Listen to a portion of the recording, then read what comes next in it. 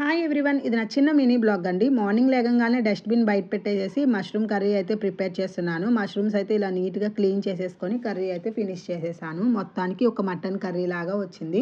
ఆ రెండు స్టవ్ మీద ఉండేపాటికి నేను ఖాళీగా ఉండడం ఎందుకనేసి కిచెన్ అయితే లైట్గా క్లీన్ చేసేసాను. ఇంకా టిఫిన్ కింద దోశ అయితే వేస్తున్నా. రాగి పిండి ఫ్రిడ్జ్లో ఉంది, సరే అని చెప్పి రాగి దోశ అయితే వేసేసా. చాలా బాగా వచ్చింది. మార్నింగ్ వండిన మష్రూమ్ కర్రీనే వేసేసి ఆయనకైతే టిఫిన్ ఇచ్చేసానండి. ఆ లోపు ఇంకా బాక్స్ అయితే కట్టేశాను. ఇంకా తనకు బాక్స్ ఇచ్చేసా. తను ఒక దోశ వదిలేస్తే అది కూడా నేను కంప్లీట్ చేసేసి తను అయితే ఆఫీస్కి వెళ్ళిపోయారు. హన్వీ లెగంగానే దోశ అయితే తిందనేసి ఇంకా ఈ 3 ఎగ్స్ అయితే బాయిల్ చేసేసి తినిపించేశాను.